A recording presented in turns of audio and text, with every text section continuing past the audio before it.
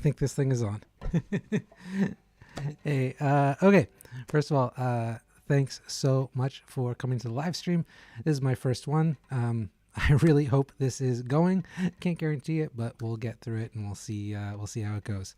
In fact, if anyone is here in the chat, if you could give me some sort of thumbs up and let me know this thing's on, that would be awesome. Okay, cool. So we are looking at syncopation today. This is like a tricky one, right? I feel like people kind of build up syncopation as this big thing in their heads because it sounds so complicated. And it's not actually as bad as you might think, because really the right hand always stays the same no matter what. Everything in Clawhammer Banjo extends from that basic bum diddy rhythm, right? Just that 1, 2, and 3, and 4, and 1, 2, and 3, and 4, and even though when we get going with the syncopation, it sounds like you're playing something a lot crazier, especially when you add other embellishments like drop thumb and double thumbing and all that kind of stuff. It's still all rooted in that basic bum diddy Clawhammer Banjo motion. All right. So what we're going to do is we're going to look at Lazy John. That's the line of tab I have right there. So we're just looking at the A part of Lazy John. And this is a way for me to sort of play through this and illustrate different types of syncopation. We'll talk about how to count it, how to play it, and yeah, I think this will be good. I'm going to kind of show you like 4 different types of syncopation that I really enjoy. I think they add a lot of life, breathing room, and just general like uniqueness to a banjo arrangement. And I want to say too, for anyone here, if you are sort of unfamiliar with that basic bum diddy, I'm going to put a link in the description. Not sure if I did it before this, but I'll add it afterwards. If not, to a free 90-minute video course I have where you can get all the basics of that, that basic Clawhammer Banjo stroke. Will get you playing your first song. It's super useful. Okay, cool. So let's look at the first line of Lazy John. This is just no syncopation. We're just playing it straight, and it sounds like this.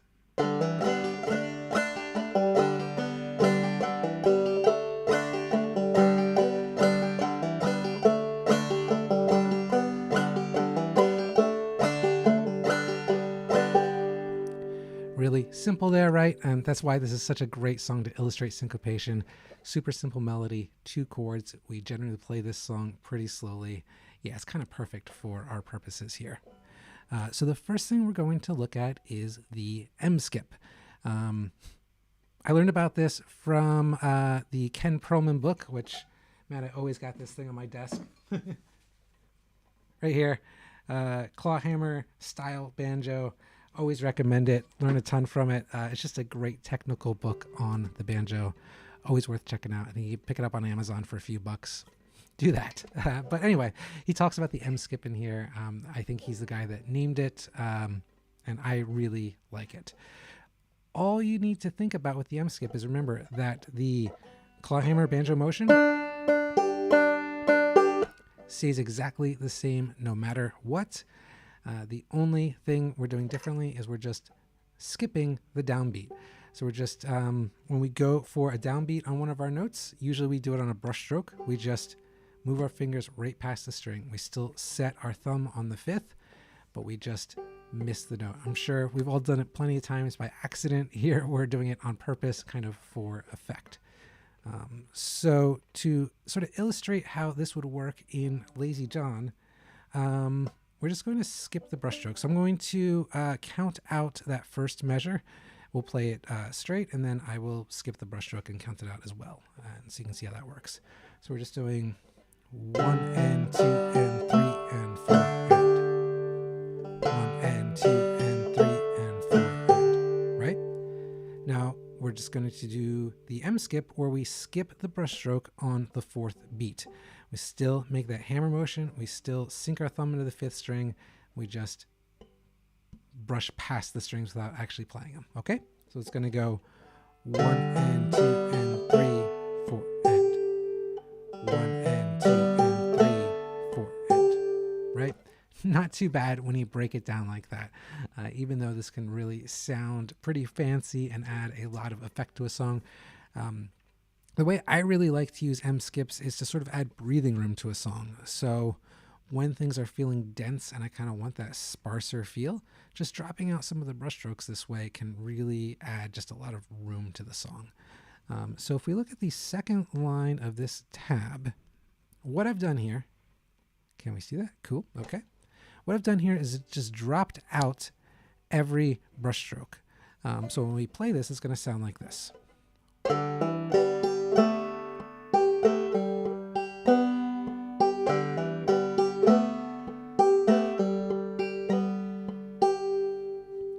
Simple, right?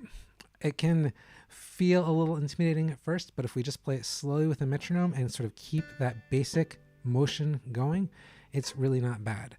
So the way I would like to do this, so we can really sort of feel how this works, is we're going to play, cut off my head there, but that's okay. We're going to play the first two lines of the tab with a metronome. Cool, we can see that good. Okay. I'm just going to put on a metronome here, just my handy dandy metronome on my desk. We'll play through that first line, and then we're going to play through the second line. And remember, the only difference is our right hand stays exactly the same. We're just missing on those brush strokes. Okay? 1, 2, 3, 4.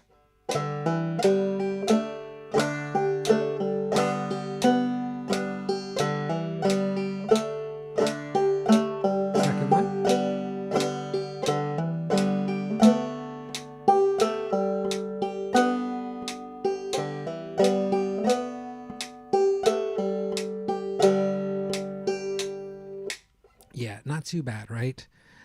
So look, we got a little, I would say, aggressive with our M-skips here. We kind of added them everywhere we possibly could.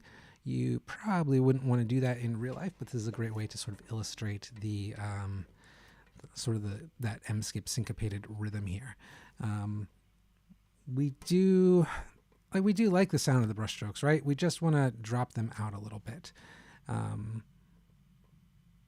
Now, what if we kind of like the resonance? Like one thing what happens when we do this, we lose all the brushstrokes, right? And we lose that D chord in the first measure and the third measure. So that D chord sounds so nice there. It's a shame to lose it.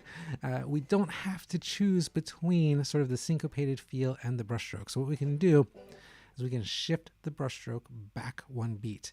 And this actually gives it a really nice, gives it space. It gives it time to ring out in a really nice way. We give it a full beat and a half if we move that brushstroke to the third beat and we keep the M-skip. So what that looks like is this, M-skip with shifted brushstroke. So again, everything's the same. We're just, instead of hitting a single note on the third beat, we're just going to strum the full D chord. I'm playing a D suspended fourth. You use whatever D chord you like. So it's going to be 1 and 2 and 3 and 4 and 1 and 2 and 3 and 4 and remember, all we were doing before was just 1 and 2 and 3 and 4 and so just a single note strike. We're just swapping out that single note strike for the brushstroke. So if I play the full line, we get.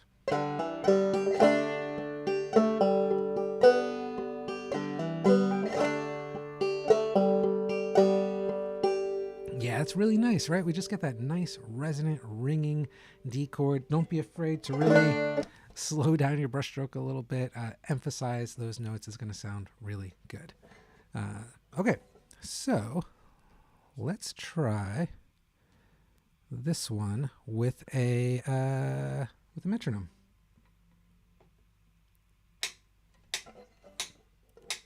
One, two, three, four.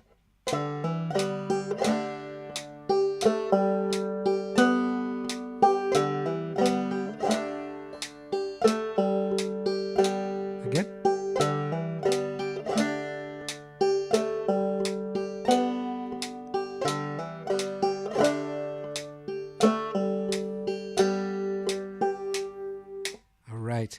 Yeah, I really like that. It's a way to keep that syncopated feel while we also still maintain the D chord. I think that's really cool.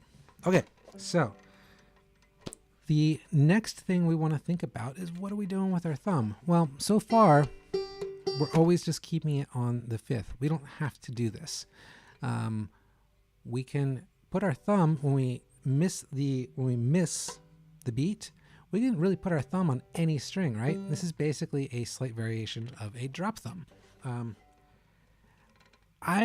So there's not really a name for this as far as I know. I call it the thumb bump. So I am naming it this now. I'm sure someone's probably named it. I just don't know about it.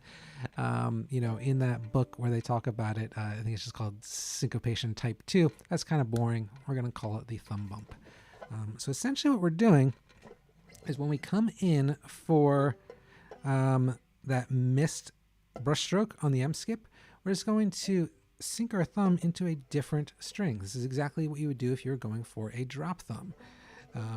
So in this case, if we look at measure 1, I'm sinking my thumb into the third string when I miss that brushstroke and then just plucking off there.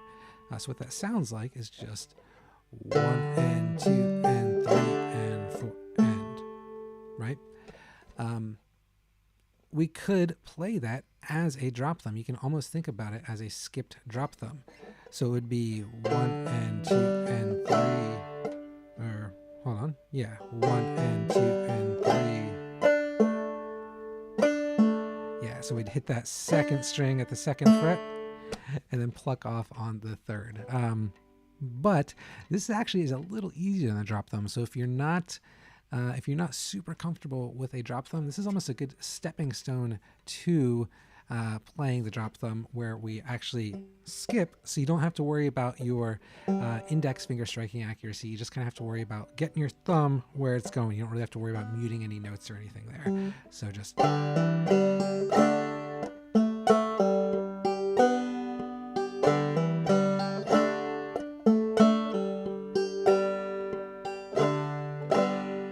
right? Pretty simple.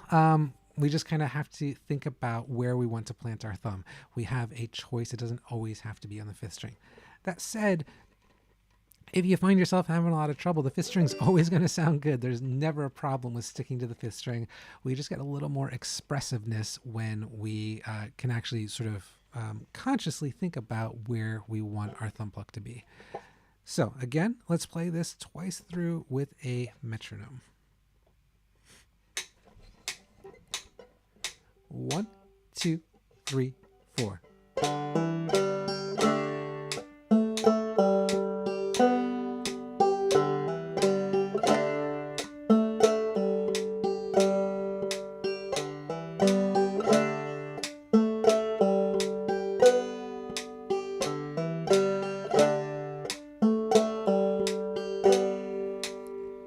Cool. All right. Not too bad, right?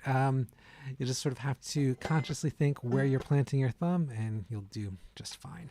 But here's the thing. If we're fretting a chord there, C, D, whatever, as long as we are fretting the full chord, we can basically plant our thumb anywhere and it's going to sound okay. So don't be afraid to play around with that and see what feels right to you. Okay. Now here's where it gets maybe a little tricky, but really powerful. This is where we string multiple types, or even the same type multiple times. We string syncopation together. So up till now, if we look at this first measure here, we've got an M skip on the fourth beat. Then the next measure, we start out with just a regular one. We do another M skip, regular note, M skip. So we're kind of going every other note here. We can do multiple M skips in a row, and man, that can sound so cool.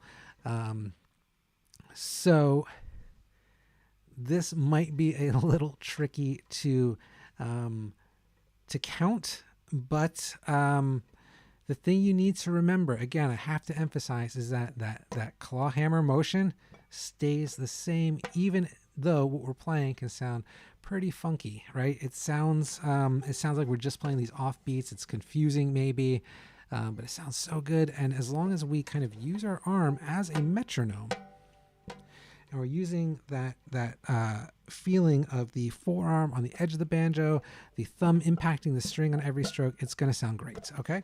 And it's going to sound steady. So I'm just going to play through this line once, and then I'll tell you how to count it, and then we'll play it all together. All right, so it's...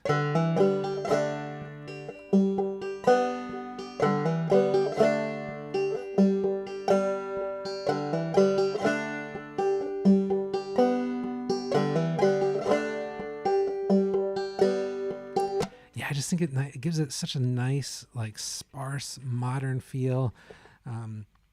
This is one of those sort of tricks, like if I want to give a song, just generally make it feel a little more modern, sort of this is stringing the syncopation together and kind of leaving that like almost like bass line type thing going where I'm just barely hitting the melody notes can sound really good. Okay, so let's talk about how to count this. I'm just going to center this. This looks a little off here. Okay, cool. So I'm just going to count along with the first two measures while I play it very slowly. So it's going to be 1 and 2 and 3 and 4 and 1 and 2 and 3, 4 and... and I messed up there. Let's try that again. All right. Live video. All right. 1 and 2 and 3 and 4 and 1 and 2 and 3, 4 and... All right.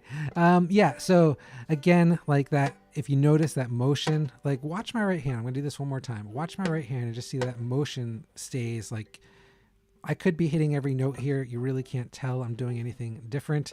We're just missing the strings on that basic clawhammer banjo stroke. So 1 and 2 and 3 and 4 and 1.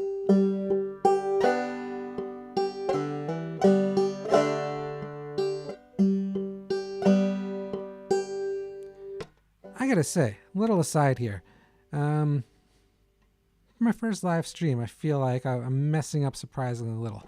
I think it's because we do these live sessions through the website quite a bit.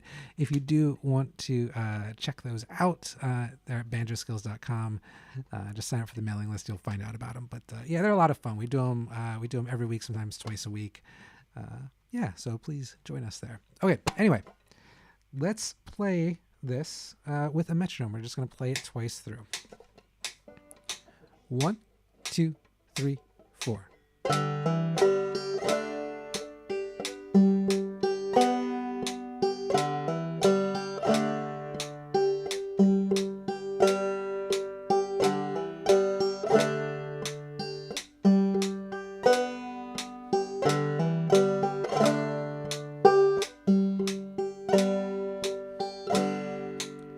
Yeah, I think that sounds really good. Okay. So the last thing, oh, hey, Kenny, I just saw Kenny's in here. So I'm trying to figure this out. For some reason, I'm not seeing the chat unless I switch over to Chrome. I don't know why that is, but I'm still learning this. So anyway, we got Christopher too. Ed, awesome. So cool to see you guys all. That's awesome. Happy you're here. Okay. So the last thing we're going to look at, there's kind of one more thing I would do on my own arrangement of this song, and that's that I would bring back that open G brush stroke, and we're just going to shift that over. I think that'll sound really nice. So I've kind of got one more line here where we're just bringing back that open G. So what this sounds like is...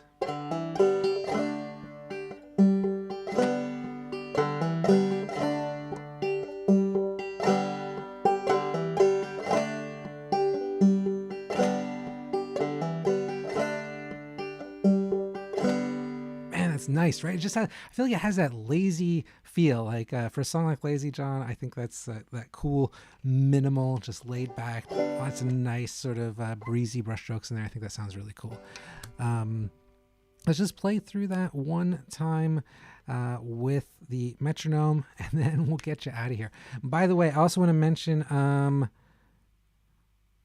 had a few technical problems getting set up for this thing, right? Like this is my first time, like I said, and I didn't have time to make the tab available. check back in about 5 minutes after I end this thing. I'm going to add a link to this full tab so you can practice this yourself. So just, refresh this in a few minutes, or the replay, or however it ends up. I'm not 100% sure. We'll get that tab over for you. Okay. So anyway, metronome, here we go. 1, 2, 3, 4.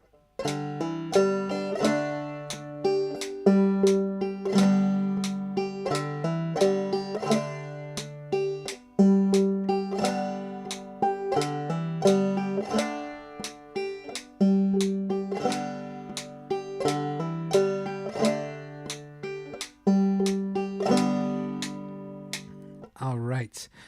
And if we kind of play this up to speed, I just think it sounds so nice. So.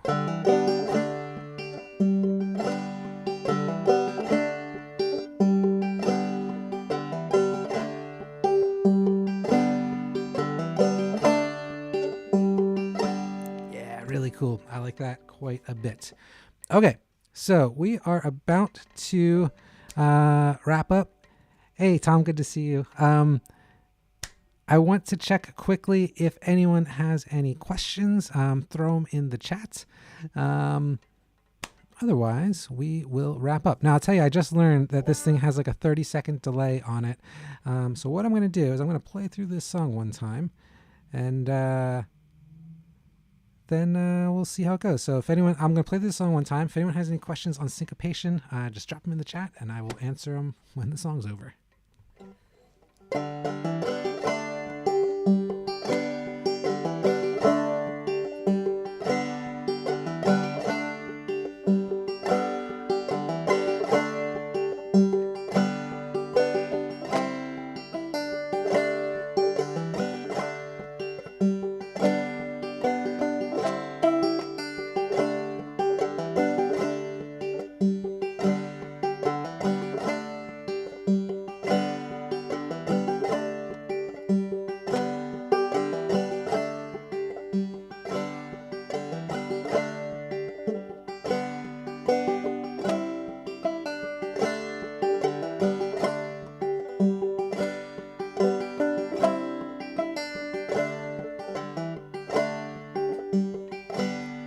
All right.